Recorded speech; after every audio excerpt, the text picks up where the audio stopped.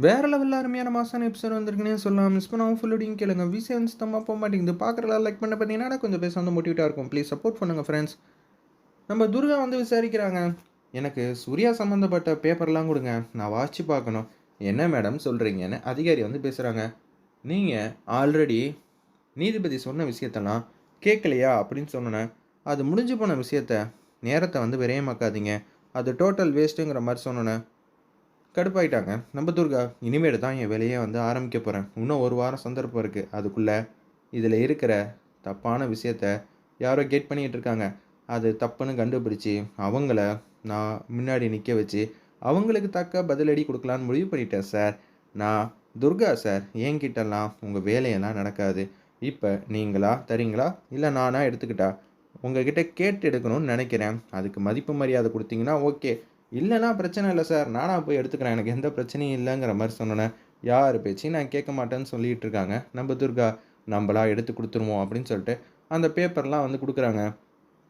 இருப்பினும், என்னோட அனுபவத்தில சொல்றேன். உங்களோட எனக்கு இந்த வேலை பார்க்கறதுல வயசும் அதிகமா பார்த்துருக்கேன். அது மட்டும் இல்லாம அனுபவமும் அதிகமா இருக்கு. கண்டிப்பா 1 வாரத்துக்குள்ள நீங்க என்ன பண்ணாலும், இதோட ஸ்டார்ட்டிங் பாயிண்ட்ட கூட கண்டுபிடிக்க முடியாது. ஆமா சார். நீங்க வேலை பார்க்குற மாரி பார்த்தா, ஸ்டார்ட்டிங் பாயிண்ட் என்ன? அது கூட பார்க்க முடியாது. வேலை எப்படி பார்க்குறோம்னு முக்கியம் இல்ல சார். வேலைய நம்ம மனசுக்கு திருப்தியா பார்த்தா, எதுவா இருந்தாலும் சாதிக்க முடியும்னு சொல்லிட்டு, மாசா வந்து துர்கா மாட்டுக்கும் போறாங்க. தாராக்கு வந்து ஃபோன் அடிக்கிறாங்க. அந்த இடத்துல ஃபோன் அடிச்ச உடனே மேடம், இங்க எல்லாம் தப்பு தப்பா நடக்குது. இனிமேட்டு நடந்தா என்ன? நடக்கலன்னா என்ன?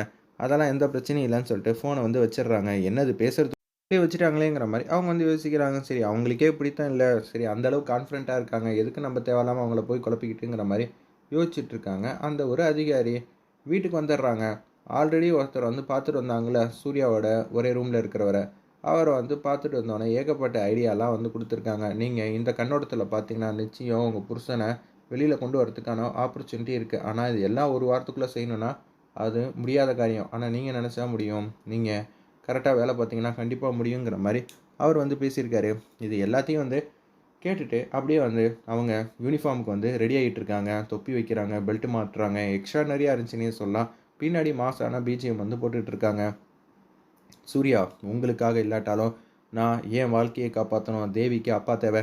நான் கண்டிப்பா உங்கள மீட்டெடுக்காம விடமாட்டேன். நான் யாரு? மாரியாச்சே. துர்காவா இருக்கலாம். ஆனா மாரி எப்படிப்பட்ட சூழ்நிலையா இருந்தாலும், உங்கள மீட்டெடுக்கிறதுல அவள அடிச்சுக்க ஆளே இல்லன்னு நான் இன்னொரு வாட்டி நிரூபிக்க போறேன். எது வேணாலும் மாறி இருக்கலாம். கைக்கு எதிரா 1000 பேர் வந்து கை காட்டலாம். இவங்க தான் தப்பு செஞ்சாங்கன்னு. ஆனா உண்மைய யாராலயும் மறைக்க முடியாது.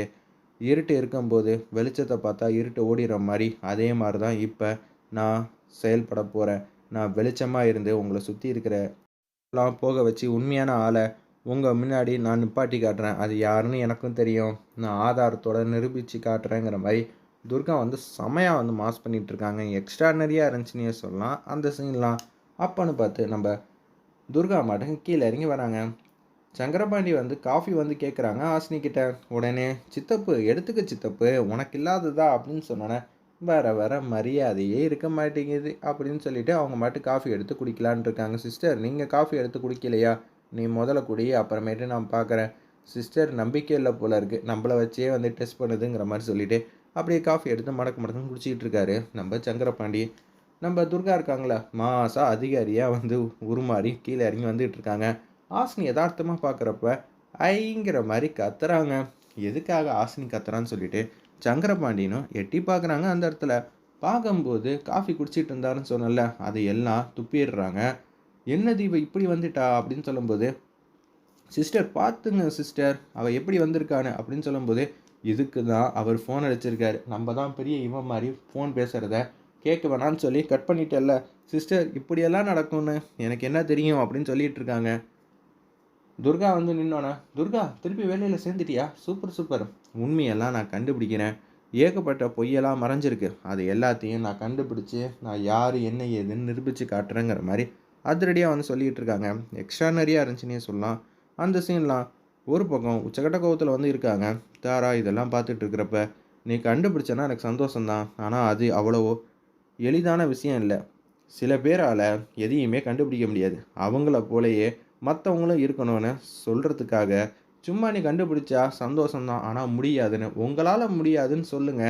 அத ஏன் சொல்லாம, உங்களால முடியாத காரியத்த யாராலயும் முடியாதுன்னு சொல்லி தப்பு கணக்கு போட்டா, எப்படிம்மா இதெல்லாம்? அதுவும் இந்த துர்கா கிட்டயேவா? உங்களோட எண்ணத்தெல்லாம் உங்க கூடயே வச்சுக்கங்க. நான் உங்ககிட்ட எதுவும் கேட்கல அப்படின்னு சொல்லிட்டு, அதிரடியா வந்து களத்துல வந்து இறங்குறாங்க. உங்ககிட்ட வெட்டியா பேச எனக்கு ஒன்றும் நேரம் கிடையாது அப்படின்னு சொல்கிறப்ப, அம்மா சூர்யாவை கூட்டிகிட்டு வந்துடுவியா? இன்னும் ஒரு வாரம் பொறுத்துக்கோ செல்லம். உண்மையானது யாரு? பொய்யானவங்க யாருன்னு எல்லாருக்கும் எல்லார் முன்னாடியும் நிரூபித்து காட்டுறேன். வீட்டில் இருந்துக்கிட்டே நம்பிக்கை துரோகம் செய்கிறாங்களே, யாரை சொல்கிறேன்னு சொல்லி தாரா கேட்கும்போது, நான் பொதுவாக தான் சொல்கிறேன். நீங்கள் எதுக்கு வர்றீங்க? அப்போனா நீங்கள் என்ன நம்பிக்கை துரோகம் செய்கிறீங்களான்னு கேட்ட உடனே, ஆமாம் இல்லை நீங்கள் எதுக்கு இப்படியெல்லாம் பேசிக்கிட்டு இருக்கீங்கன்னு பார்வதியும் கேட்டுட்டு இருக்காங்க. உடனே சரிம்மா நான் போயிட்டு வந்துடுறேன்னு சொல்லிட்டு அங்கேருந்து கிளம்புறாங்க நம்ம துர்கா. வேற லெவலில் மாசா இருந்துச்சுன்னே சொல்லலாம் அந்த சீன்லாம். அப்போன்னு பார்த்து அவங்க அம்மா வந்து ஆப்போசிட்டில் வராங்க. நீ கண்டிப்பாக ஜெயிப்பம்மா, மாப்பிள்ளையை கண்டிப்பாக கொண்டு வந்துடுவ, எனக்கு நம்பிக்கை இருக்குது. யார் வேணாலும் எதிராக இருக்கலாம், நீ ஒன்றும் சாதாரண ஆள் கிடையாது, நீ ஒரு அவதாரம். பார்த்து பத்திரமா இருந்துக்கம்மா. உன்னை சுற்றி 1000 பேர் வந்து பிரச்சனையோட வந்து நின்று நிற்பாங்க. அதை எதிர்த்து நின்று உன் புருஷனை வெளியில் கொண்டு வந்து காட்டுமா அப்படின்னு சொல்லிட்டு சாமி குங்குமத்தை எடுத்து நெத்தியில் வந்து வைக்கிறாங்க. சரிம்மா என்னை ஆசீர்வாதம் பண்ணுன்னு சொல்லி காலில் வந்து ஆசீர்வாதம் வாங்கிட்டு அப்படியே ஜீப் எடுத்துகிட்டு மாசா வந்து போகிறாங்க. எக்ஸ்ட்ரானரியாக இருந்துச்சுன்னே சொல்லலாம் அந்த சீன்லாம். அப்பன்னு பார்த்து தாரா வந்து ரூமுக்கு போயிட்டு ஃபோன் அடிக்கிறாங்க. என்னடா அது, எடுத்தாரா இல்லையா? என்னது திருப்பியும் பேசுகிறாங்கன்னு சொல்லிட்டு ஃபோன் எடுத்து பேசுகிறாங்க. மேடம் நான் தான் உங்ககிட்ட நேத்தியே சொன்னேன், நீங்கள் தான் இதெல்லாம் ஒரு விஷயம் இல்லை அப்புறம் பேசிக்கலாம்னு சொல்லிட்டு ஃபோன் வச்சுட்டீங்களே அப்படின்னு சொல்லும்போது, அவங்க கண்டுபிடிக்கிறதுக்கு வாய்ப்பு இருக்கா? இங்கே ரொம்ப ஆர்வமாக போகிறாங்க. மேடம் தெரியல மேடம், கண்டுபிடிச்சா உங்களுக்கு தான் கஷ்டம், பார்த்துக்கங்க. எனக்காவது வேலை தான், உங்களுக்கு என்னன்னு உங்களுக்கே தெரியுங்கிற மாதிரி சொன்னோன்னே தூக்கி வாரி போட்டுருது. அந்த இடத்துல என்ன பொண்ணு ஏது பொண்ணுன்னு தெரியாமல் தடுமாற்றத்தின் உச்சத்தில் இருக்காங்க தாரா. பாத்தியாடா நம்ம நிலமை இப்படி ஆகிப்போச்சு, என்ன சிஸ்டர் பண்ணுறது? இவ வேற சபதம் போட்டிருக்கா, மாறினா எப்படி இருந்தாலும் ஈஸியாக ஜெயிச்சிருவான்னு தெரியும்ல, ஏதாவது பண்ணுங்க சிஸ்டர்.